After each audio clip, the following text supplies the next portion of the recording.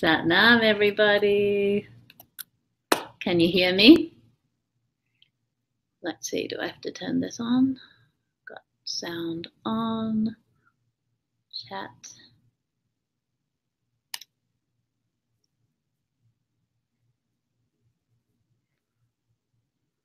Okay. Do I need this? Do I need this? Volume. Sat Nam. Can you hear me okay? Can you hear me? Can you hear me? Can you hear me? You can see me, but can you hear me? Sat Nam, Sat Nam, Sat Nam. Yes, wonderful. Sorry, I'm a few minutes late. We had some technical difficulties and had to go in and out and in and out, but we're here together. Oh gosh, it was so wonderful hearing all of your answering all your questions and seeing the revelations. Satnam, everyone. Satnam, Prembedia. Yeah, hearing the revelations that you had from last week and the insights. And gosh, as teachers, we need each other so much, right? Especially so often we can think that the teachers that we've had or the people that have been ahead of us on the path just are having the best time all the time, right? Or that it's so easy for them. And it's only when we really ask questions or share our struggles that we can hear and understand that this student-teacher relationship is always happening within ourselves, and we're always learning, whether we've been teaching for 2 weeks or 2 months or 20 years or 40 years, that the path and the cycles that we go through are constantly changing. And I was so happy to hear last week from so many of you that just by me sharing stories, you realize, oh, yes, it's not so bad. Everyone has doubts. All of us have insecurities. And we don't just get this wisdom and this inspiration and stay on this plateau. We're really riding the wave of this being human. And sometimes it just feels awesome and we can't wait to share with our students. And then other times we're like crawling on our hands and knees thinking that we don't have much to share. And I can honestly say in these last 14 years of teaching that it's usually when I'm on my hands and my knees and thinking that I don't have anything to share that my teaching ends up being the best. And thank God for that golden chain and the energy of all of that wisdom that comes through when, you know, we're not in our ego thinking, oh, I have something really cool to share today. Sometimes that's when the magic and the mystery of it all come through. Okay, so let's tune in together. Bring your hands together, just rub them together for a moment to create a bit of heat. Bringing your hands in, pressing your thumbs right in at your sternum, gently closing your eyes. Rolling your eyes up and into that space between your eyebrows, your third eye point, centering yourself there. Returning home to your house, your home of intuition, of wisdom within. And as we chant these sounds that we've chanted so many thousands, maybe millions of times, let us tune into each other all over the world, all over the planet, in all of these cities and countries, these teachers that we connect to and link up with every time we chant these sounds. Om Namo Guru Dev Namo, these sounds that connect us to the wisdom, the divine, angelic intelligence that each and every one of us have, that each and every one of us share. Inhaling deeply to begin. Om Namo Guru Dev Namo. Om Namo Guru Dev Namo. Om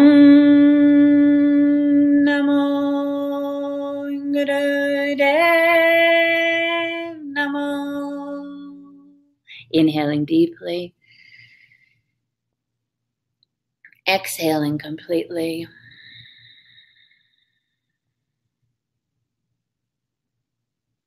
And gently bring your hands down.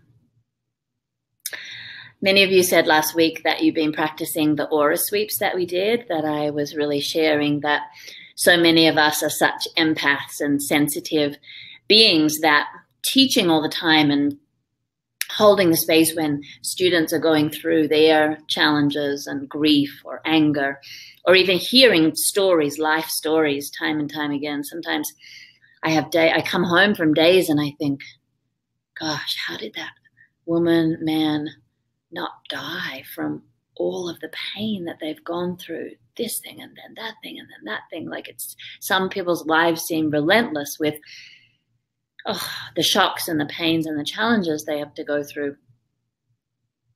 And sometimes it can feel a lot. And I've really found that having showers, being in water, going for a swim, diving into the ocean if you can, and building a strong magnetic field, strong aura, has just been the most helpful tool for me to be able to keep that radiance strong and projection strong of being able to hold the space no matter what is going on. So I thought we'd do some again. So bring your hands, fingertips to the ground beside you. Inhale the arms up, press the palms together up above your head, and then exhale, sweep the arms down. And continue like that. Inhale up and exhale down.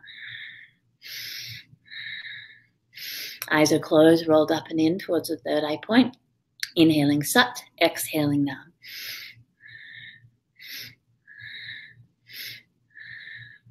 And with your eyes closed and your attention within, tune into your breath. And tune into the sensitivity around you, the space around you. First of all, just the immediate clearing any experiences of the day, any opinions from other people that you've picked up, any negative or challenging spaces that you've been in. Just clearing all of that out. Sometimes we hold those old untruths about ourselves, like meanness towards ourselves, criticism. And this is such a simple, powerful, and effective posture to reset the magnetic field, both the projection and the protection. Last few times. So cool, that feeling of tuning into each other all around the world. And inhale up, press the palms together, stretch through the spine, apply Mula Bandha, stretch up. And exhale, sweep the arms down. Just rest your hands to your knees, take a moment there. Just gently feeling the effects. Maybe sensations on your skin.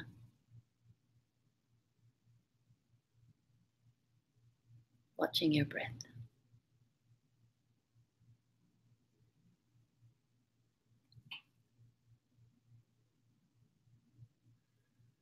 Okay, that always feels better.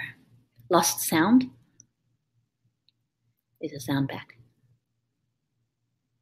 Can hear you. Okay, so today we're talking about student-teacher relationship. So the boundaries that we have, Yogi Bhajan spoke a lot about being personally impersonal. And in the beginning, that just seems like a complete polarity. Be personally impersonal. How do I bring those two together, right? And what I often say in teacher trainings is that you will do one and then the other. You know, you will make mistakes. You will have times when, even through your best intentions, you realize, oh, I kind of got too close to that student and became intertwined in like a friendship or some kind of codependent relationship. And then often from that experience, then you'll pull back and be too impersonal for a while and too distant. And that's good. You know, it's necessary to experience both and experience the extremes of it so that you can find your middle ground and your space within this very healthy relationship. I wanted to read you a couple of, the first couple of points in the Code of Excellence with the student-teacher relationship in the Code of Ethics and Professional Standards. And often, you know, when we're looking at these, whether in teacher training or later, we're often just looking at like 1, 2, 3, 4, 5, 6, and there are so many rules here. But just remember, lawyers, doctors, many professions, psychiatrists, psychologists, counselors have a code of ethics and excellence for the safety of the student, for the safety of the client, for the safety of the sacredness of the relationship. But I've realized over time that actually it's safety for us too, because it helps to keep us in check and to keep that balance so that we are constantly teaching without that hook of needing anything back. But I just want to go through the first couple. It says, it is the responsibility of teacher to maintain a conscious professional relationship with students and other teachers. A teacher recognizes that the student-teacher relationship involves a power imbalance. This is true even with a student who is no longer studying with the teacher. And then on the next one, it goes on to being, you know, not being friends with your students. And this can be really, really tricky, especially when you're starting out and you're building community, because often you're in a very small space. And so there is an intimacy that happens really quickly because students start to open up to you and you start to know things about them. And then often through your teaching, you share stories, you know, for teachable moments and teachable lessons that help bring often the esoteric aspects of Kundalini yoga into practical reality and application.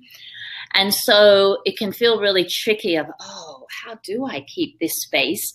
And as it says there in the code, there's a power imbalance. And often new teachers can be resistant to this, like be like, well, I want to be friends with the students, or they demand it, or I need to be. And I'm not saying it's not tricky. It's really tricky. As I said, I definitely, when I first started my studio, I spoke last week about Gurumukh being my mentor. And so the only yoga studio I'd seen was Golden Bridge. And I saw it later in the time, not at the beginning. So it was already big by the time I saw it with lots of students. And the serving tea and cookies after class, I thought, oh, I'm going to do that because then everyone can chat and have chill out time after class. But because my studio was so small in the beginning and so intimate, and I did that, but in my situation, it didn't work so well at first with so little students because it became so kind of insular, and the students wanted to know everything about me and my life, and they kind of got into this interlock of who was the closest to me, right? So I realized after a while that just with the dynamic that was happening, that I needed to stop that. And of course I was afraid to stop it, right? Because this was this cozy experience that we were having. And so I needed to change it up a little bit. So I put on other classes and I had things to do after. So I kind of had to reel back and change the dynamic of the relationship, which felt scary as a new teacher. But I did that. And then as the classes got bigger and then I moved to a bigger studio, it was just a completely different dynamic. There were more people and probably my boundaries were better, and I'd learned a lot from that experience. So often teachers are afraid of this dynamic and of this power balance. And all I say is, if you stay in your humility and if you stay in your integrity, you're going to make mistakes, first of all, as I just told you, kind of going too close. And then for a while, I think I pulled away too much and I was a little too distant.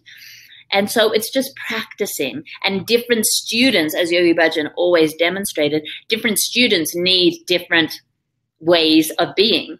And you'll see there are some students that really need the poking and provoking and questioning and go away and reflect on that, or go and do this meditation and see what comes up for you. So last week, a few people were asking about the poking and provoking, what the practical application of that is. And I wrote on the Facebook group that when you're a new teacher, we always suggest just let the kriyas and the meditations, just let the technology do the poking, provoking, and elevating, right? Because creating a class that stretches a student outside of their comfort zone, they're going to get angry, they're going to not like you, they're going to be like, why am I here? Or the tears might come. So we really use the practice at first to do that technology of poking, provoking, confronting, and elevating. And then, there's not like at 18 months, at 3 years, there isn't like a time, but you'll start to see that the students are asking you to go a little deeper. I remember a time, one example of this is, I probably had my studio for about a year, and this one lady was coming 3 mornings a week, like Monday, Wednesday, and Friday, to the 9 a.m. class. And she had been coming for almost a year, like really regularly. And, they formed like a little family, and they would always connect. They made such good friends, and it's amazing. 14 years later, they're all still good friends, helping each other through the challenges of life. So the connections were just amazing. But this one time, about a year into it, I had gone outside of the studio and I'd gone to the bathroom, and I was coming back in and I was helping someone with mats and with blankets and that, and I overheard this lady say to another lady, I'm going, I think it was what must have been the Friday. Oh, I'm going to this rave on Sunday night.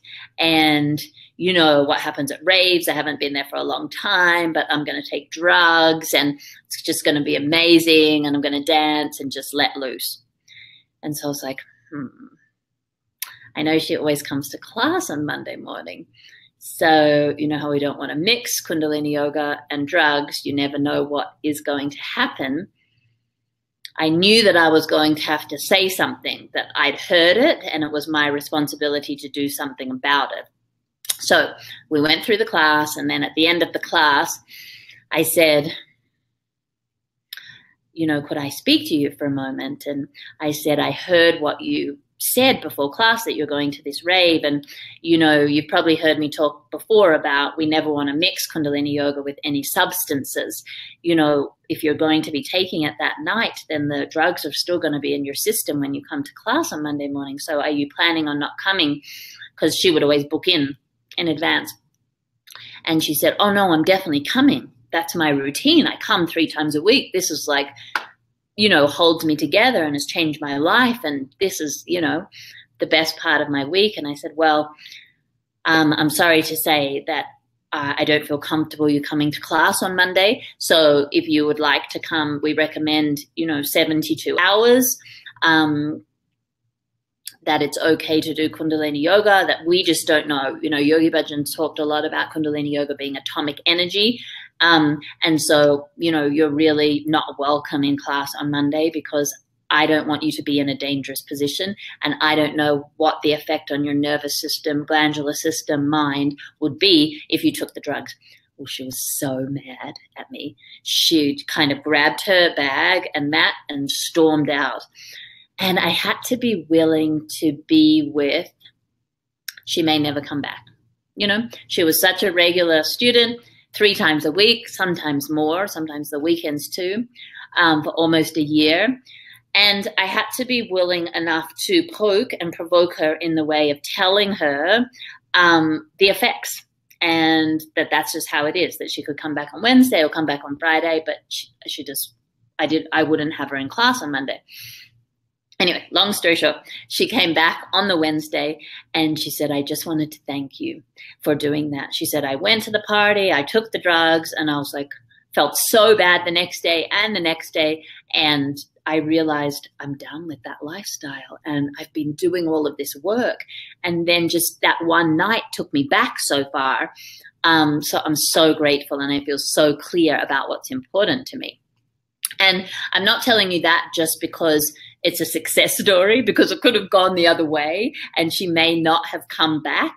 But you get to that point where you're like, I'm the teacher here and it's my job to hold this safe space and this container for these students, and I need to deliver the message. I need to deliver the technology.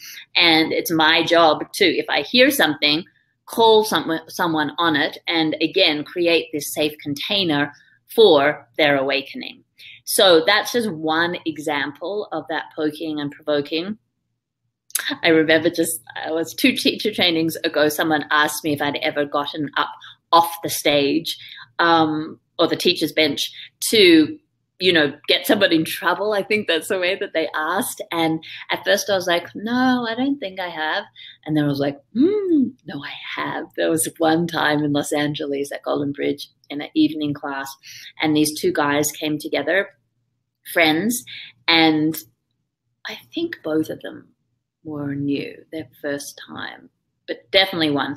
Anyway, the whole way through the class, they were like elbowing each other. They were like in their 30s or something. They were elbowing each other. They were giggling. They were snickering. And then we were doing something like with the arms up and for a long time. And a lot of it happened to be them and maybe one other man towards the back of the studio, but it was all women around them. And I was getting more sensitive and aware because a lot of the women were crying and having real heart openings and releasing of grief and sadness. And they were looking at them and they were laughing and sniggering and still like, God, they were like Beavis and Butthead kind of. And anyway, at first I was just like projecting my energy, but then then it escalated a little bit. And it felt like it wasn't even me. It was like Yogi Bhajan like got me up off the teacher's bench, and from my navel, I just walked over and I said, you're welcome to leave now. And he just went, I don't want to leave. I don't want to leave. And I was like, well, people are doing very deep work here. So if you're not going to take it seriously and if you're not going to participate, you're welcome to leave now. And he just closed his eyes and started doing whatever posture that we were doing. And I walked back up to the teacher's bench and I was like, I'm going to keep watching. And if they do it again, then I'm going to really like tell them to leave. I was like, what am I going to do? I'm going to pick them up. I kid you not. They did the rest of the class with so much reverence and so much devotion. I don't know. It was just almost like they were in this teenager kind of rebellious, snickering aspect of themselves. There's almost this subconscious cloak was coming out of them. And then for the rest of the class, they ended up coming back so much in the next few years. It was fascinating. So there are just those times where you can't be afraid to call someone on what they're doing. Last example right now that I'll give, there may be more in the questions, but there was one lady that would come to class, you know, twice a week in the evenings, and she would be telling me the story about her relationship. And she would tell me the same story. You know, she was caught in that victim cycle. She wasn't doing anything about it. She wasn't speaking up to get her needs met. She wasn't communicating clearly what she needed. And so I heard her like 3 or 4 times. And on the 5th time, she started to say the same thing. And I just said, no. And she goes, what? You know, she was always saying Siri's so compassionate and loving and patient and kind. And I just said, no, I'm not going to listen to it again. You're going to do this meditation. You're going to do it for 11 minutes a day for 40 days. And I don't want to hear about this until the 40th day. Come to class, do your practice, but do this 11-minute meditation, and then I'll talk to you about it, because you're in a loop and you're stuck, and I'm not serving you by listening to this same story going over and over and over again. So do this meditation for 40 days and then come back to me and talk to me. So do you understand that?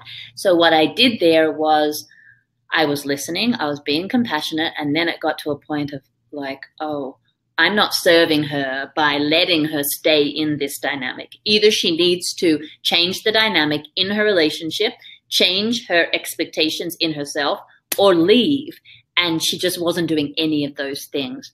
So it was fascinating. When she came back, she knew what she needed to do, and she was out of that subconscious loop, and she was able to move forward. So it's just really having that strength and that understanding in your own identity as a teacher, that you're not, many people say in the first few years that Yogi Bhajan was teaching, and then when others started teaching, that people used to just imitate him and just like pretend to be Yogi Bhajan and say, you do this and you do that.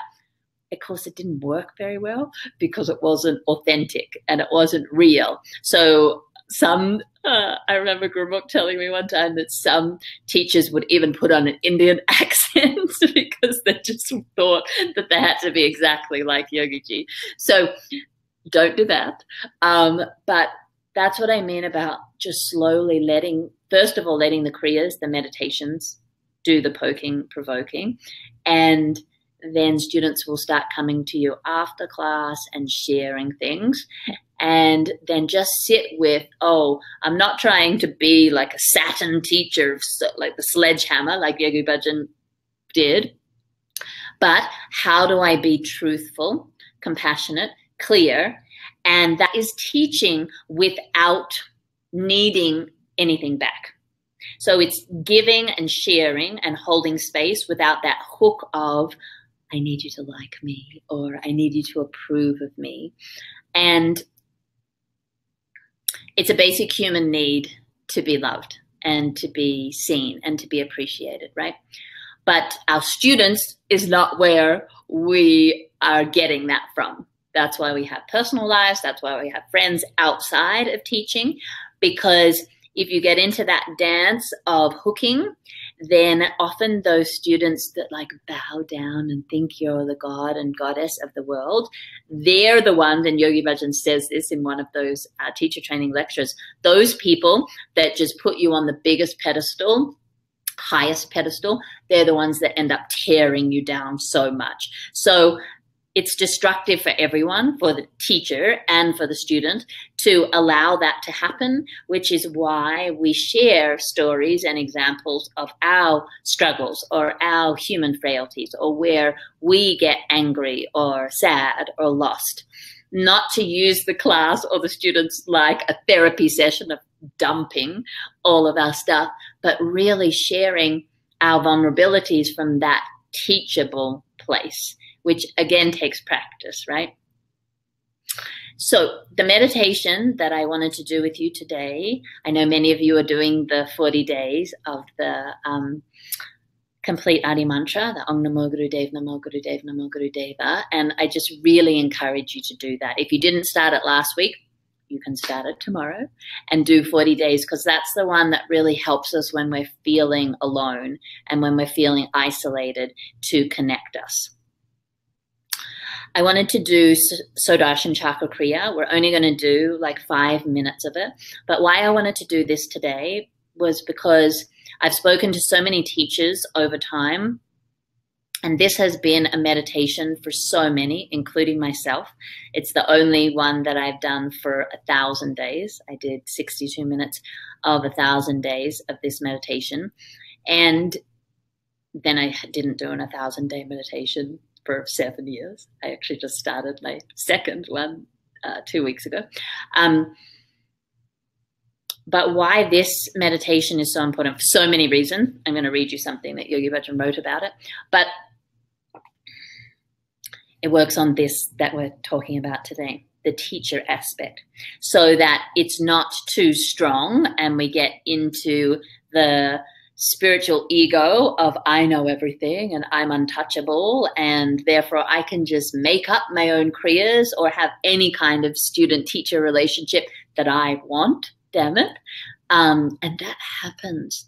You know, it's happened to teachers along the way. It just happened with a teacher that was so loved and beloved in Europe that just believing the story that I'm above this technology that is like thousands of years old, right? That I know better, that I can do what I want. Or the other aspect of it, what we were talking about last week a lot, that fear aspect of, who am I to do this? Oh, little me, you know, I'll leave it to other people, or maybe in 10 years, or maybe when I, you know, that constant kind of self-depreciating part of us that is afraid, but just doesn't step into our own power.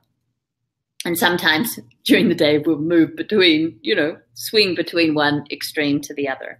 But I just wanted to read you this thing that Yogi Bhajan said about this. This is why I did it for 1,000 days, because he said of the 20 types of yoga, including Kundalini yoga, this is the highest kriya. This meditation cuts through all darkness. It will give you a new start. It is the simplest kriya, but at the same time, the hardest. It cuts through all barriers of the neurotic or psychotic inside nature. When a person is in a very bad state, techniques imposed from the outside will not work. The pressure has to be stimulated from within. And those of you that have practiced this meditation know that the stimulation and the pressure is so much from the inside.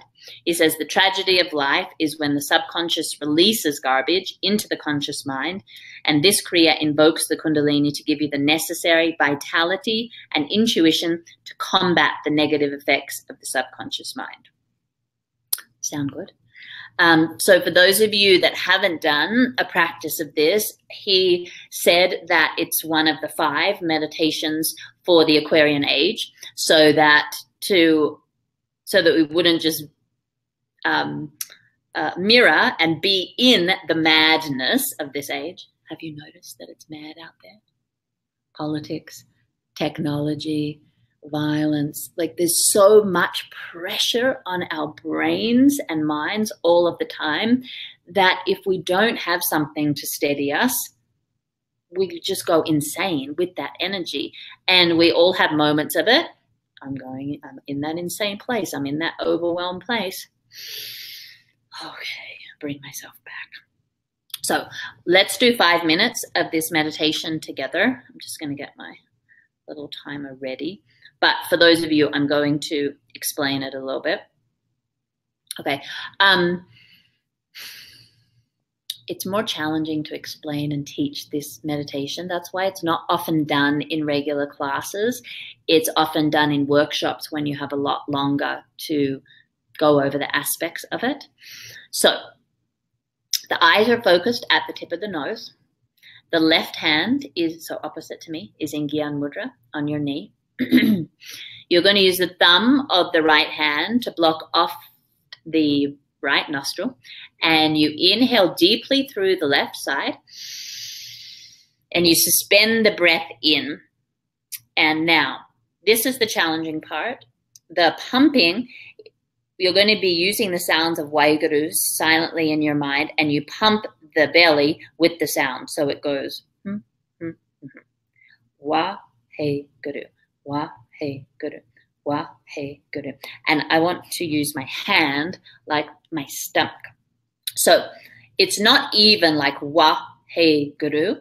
It moves in a little bit, Wah, a little bit more, Hey, and then full the navel back, Guru.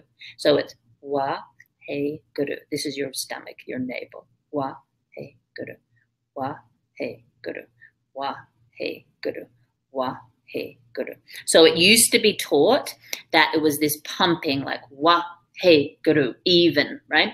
But there's been a refinement and a sophistication. It's a little bit, a little bit more, a little bit more. So the navel goes right back. And there is 16 Wahegurus.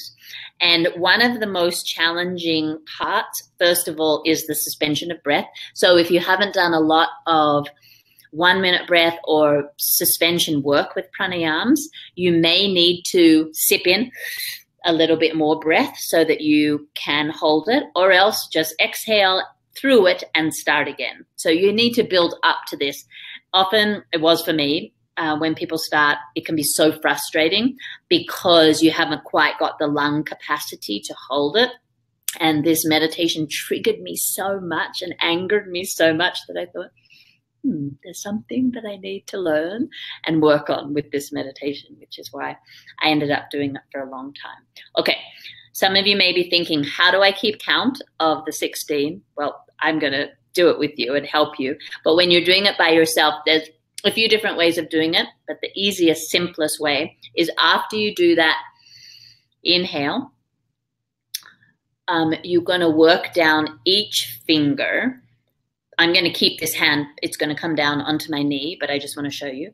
Waheguru, Waheguru, Waheguru, Waheguru, Waheguru, Waheguru, Waheguru, Waheguru, Waheguru, Waheguru, Waheguru, Waheguru, Waheguru, Waheguru, Waheguru, Waheguru, and then you exhale.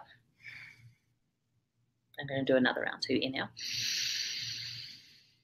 Waheguru, Waheguru, Waheguru, Waheguru, Waheguru, Waheguru, Waheguru, Waheguru, Waheguru, Waheguru, Waheguru, Waheguru, Waheguru, Waheguru, Waheguru, Waheguru. Exhale. You keep going like that, and that's the easiest way to keep, because if it's 16 times, you see it's the tip of the finger and then the creases that you're working down, and it's 4 rounds of Waheguru on each finger. 1, 2, 3, 4, 5, 6, 7, 8, 9, 10, 11, 12, 13, 14, 15, 16, which makes the 16, and then you exhale. Yogi Bhajan said you really don't want to close your eyes for this meditation. It can be really challenging because you go into such a deep space that I think often eyes just want to close, but to get that deep subconscious release, you want to keep your attention, your gaze at the tip of your nose. So let's do it together 5 times. 5 times, 5 minutes. And I'll talk you through it as we go. If you are new to it and you are getting frustrated, it's okay, because it can be a really challenging meditation. But as I said, and what he said about it, it's the highest kriya in the way that it clears the subconscious and clears those neuroses of either I'm the best or I'm the worst, and helps to neutralize that so that we can be who we are and have those moments of inflated ego and deflated ego without letting it define us. Definitely for me, I noticed that it built this relationship to my neutrality where I may used to have reacted or been so offended by someone's behavior, and then after a while I could go, oh, that was interesting.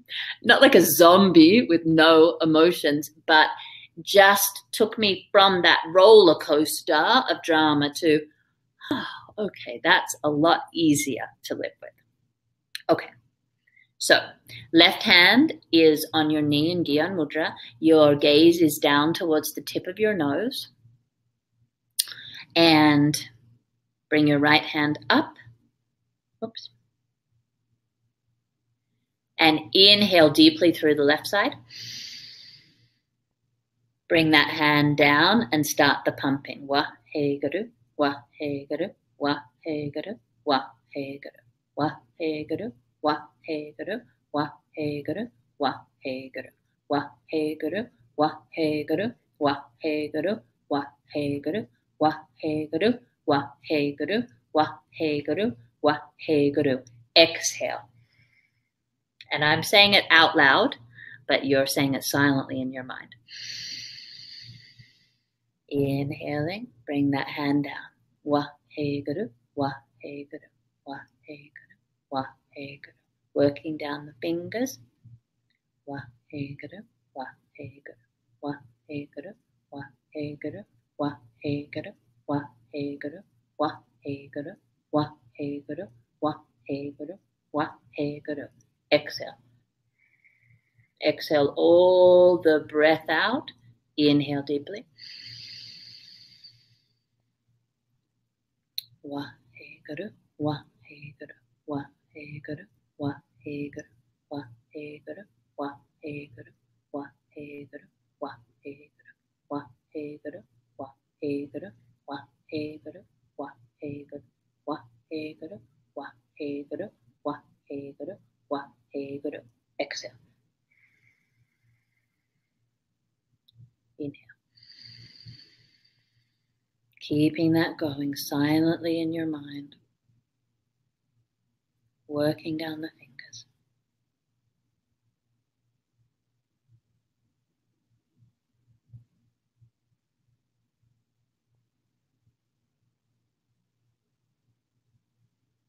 Finding your own pace with it.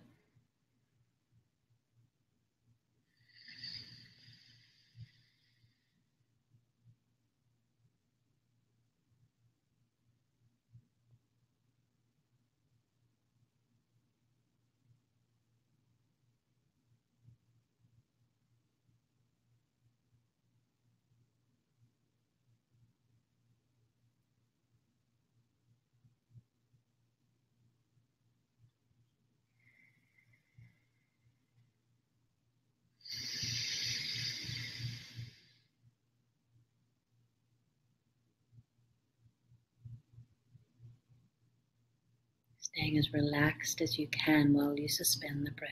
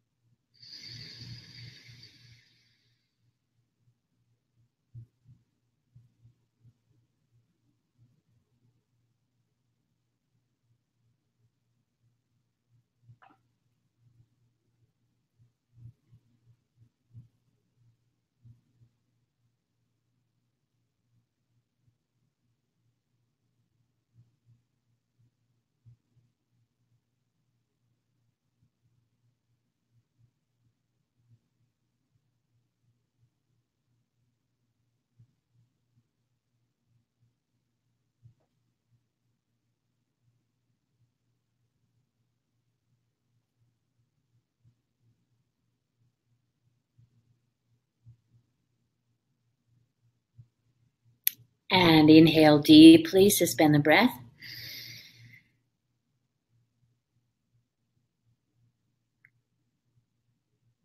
And exhale.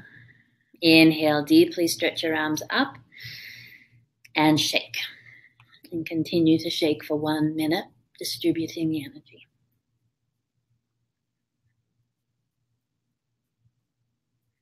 Keep shaking.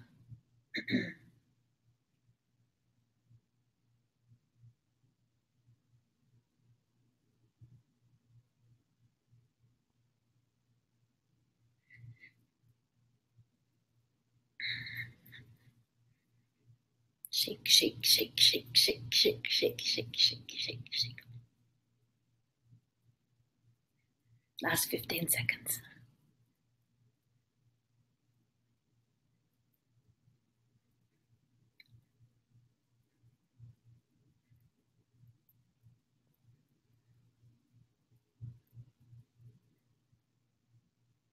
Inhale deeply. And exhale, relax down, eyes closed. Take a moment to meditate within, absorbing the effects. Helping to clear the subconscious garbage so you're steady in relationship to this teacher aspect of you, your inner wisdom.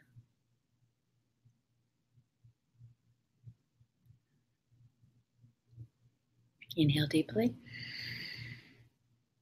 And exhale. Is that enough? So for those of you that haven't done that as a practice, 40 days, 120 days, a year long, 1,000 days, if you're feeling really daring.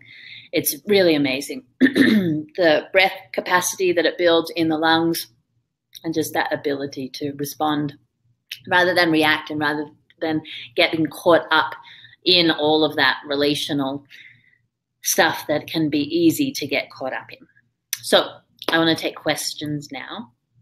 What questions do you have in relationship to this topic? A challenge that you experienced, a challenge with a student that you experienced, or a confusion that that happened, teacher-student relationship, something that you're confused about in the teacher-student relationship, what it means to be personally impersonal to you. Remember, it's the practice of that. And just this boundaries with students and teachers, how to hold that, how to hold, when they want to be your best friend, just how to hold that grace and integrity. So what challenges do you have? Sometimes there are students who seek extra attention during class in many ways. What do we do?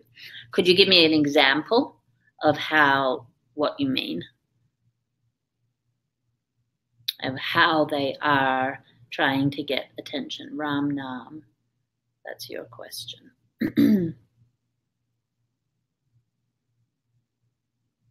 I mean, mostly I would say, it's funny, in holding the space, often you have to let a lot of things be worked out.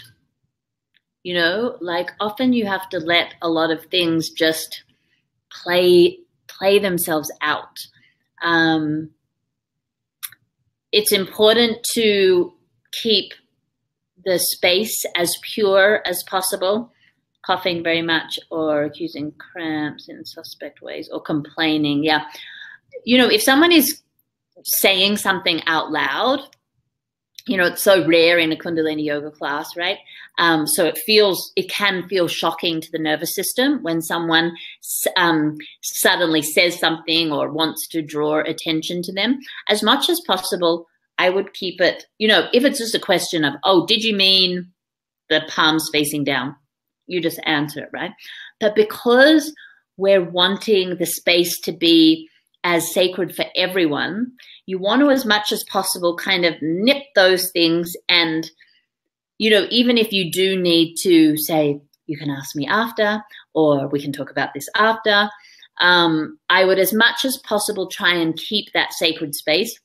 It's inevitable and you can't, not make it. You can't control it for it to not happen. But as much as possible, you can even say it in your verbal cues. If the coughing is kind of going on, keep your attention within, deepen your breath, find that quiet space within you. So often I will say all these general things, but really I'm projecting them to one person. So you can use it in your verbal cues. Ardar says, storming out or having breakthroughs. Yeah, I mean, the storming out thing, I don't think it's happened to me in the US. It happened in Australia because I was like the first teacher there in Sydney. People would literally hear Ong Namo Guru Dev Namo, and I think hear the mantra and hear the sound. They literally would pack up their things and race out of there so fast.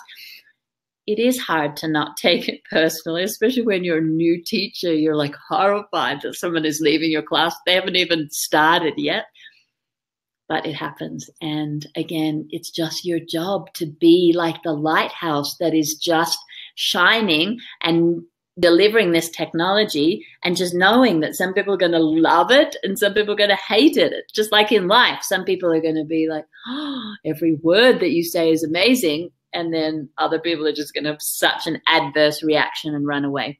And that's fine. The coughing, the cramps. Yeah. So Ramnam, just to come back to it, I just would try and answer the question, and in my energy, just really kind of show that this communication is done now. You know, sometimes it will go on. You may have to go over and say, this is a really quiet space. This is a really sacred space. Let's hold that, and I'll talk to you after the class. So it's very rare that you have to get off the teacher's bench and do that. You can do it a lot with your command and with your projection of your voice and your intention, but don't worry if you do have to get off there and just kind of contain the situation. That's fine. Rajni Puranjot. I moved to a very small town with only, so the friends I've made often come to class. If I can't have students, can't be friends, then I won't have friends. Okay, I understand that completely. Have a look at I mean, it's in your student manual, at the big book, but it's also on the IKYTA website.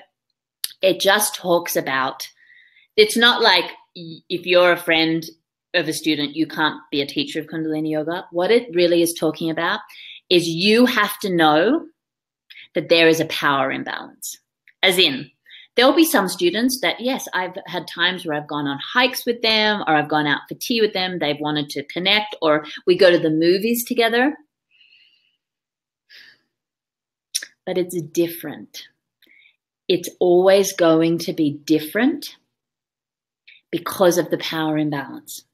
Because no matter how much you constantly can share through that personally impersonal way that I am a human being in this physical experience, you know, what did you mention? He always used to talk about like that he goes to the toilet, that he shits. Like he would just be like, I have to talk about peeing and shitting so that you realize that I am a human being, that I'm not this God. You don't have to go that far if that makes you uncomfortable. But you just have to know, even if you are hanging out with these people, that it gets confusing if you are utilizing that friendship as a confidant and sharing your deepest challenges or deepest vulnerabilities, because that's not the job of the student to hold that for you. You've already set up that power dynamic that you hold it for them. And often that can be fine if you enjoy spending time with them. As I said, going to the movies or having a party, and, you know, but still, as it says, if you read, everyone after this or in the next week, go over and read this student-teacher relationship. When I go back and teach it in teacher trainings, I look at it and I read it and I go, no wonder that is there, because of the different challenges I've had. So it helps us, it protects us teachers and reminds us of the sacredness, and to really make sure that we're not getting into that hooking relationship of needing something back from the student, because as Yogi Bhajan said in so many different ways, the teacher is here just to shine the light. And it's not that the student doesn't know maybe that you're going through challenges in your life, or, you know, that your child is sick, that you just went through a divorce, that so many different things can happen, but they're not your person that you're sharing all of this with, because they have chosen you to be that person to hold the space for them. So that's all that it is Rajni Puranjotkar. So it's not saying that you can't associate, hang out, but it's just for you to be aware that there's a power dynamic that's always going to be there that is not even. Okay, Stacia, what kriyas and meditations do you recommend for a first class to a community that doesn't have a Kundalini yoga teacher? Good question. Question that we all have, right? You can use, the easiest to use is the Aquarian teacher manual that you got. And, you know, just the kriyas that, like kriya for elevation, Surya kriya, basic spinal series, 10 bodies. So there are quite a few of those kriyas that just are this basic Kundalini yoga experience. So they're going to have the experience.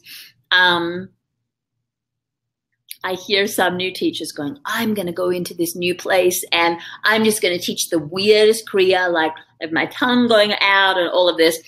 That's fine. That definitely wasn't my way. I knew that when I was going back to Australia that Australians are very cynical about woo-woo things or spiritual things or chanting, and I knew that I had to teach the technology as it is, but give very practical reasons and benefits so that it grounded it as much as possible so that they could relate to it. If I started talking about the 10 bodies and the esoteric and going into the blue ethers, they would have just been like, they all would have run out of the class. So Yogi Bhajan said in many different ways, teach who is in front of you, speak to the person where they're at, and elevate them from there. So you don't need to talk about all of the energetics and the chakras and give a whole lecture. It's like, how do I teach this technology and remind people that these are tools to help them not live in anxiety, not live in depression, not live in stress and commotion in any way. These are tools to help you through the most challenging times in your life. So just to make it as practical as possible is the best advice that I could give. Okay, we're out of time. Make sure that you, again, write your questions that come up on the Facebook page. If you haven't joined it, that's the IKYTA coaching Facebook page. And I will be there during the week to answer your questions. And just remember that you don't have to have all of this exact and right and correct, that you're going to learn this through trial and error, like life, right? And that you're going to make mistakes. And this is such a sacred relationship between students and teachers. And the students are going to be grateful to you forever. And you don't have to negate that. It's not about having this like false humility. They're always going to be grateful to you. But how do you hold that gratitude with sacredness and with integrity and with trust so that you can constantly shine? And the way that you can do that with your students is by having a strong practice yourself. And as I said, the Darshan Chakra Kriya, not just for me, for so many teachers and teacher trainers that I know have really helped keep them in more and more in that neutrality when they're getting that pull of ego in either direction. So let's do a long Satnam together. Bring your hands into prayer pose. Close your eyes, centering yourself at your heart, tuning into these teachers, all of us, all over the planet, connected by the golden chain, by this technology. Inhale deeply.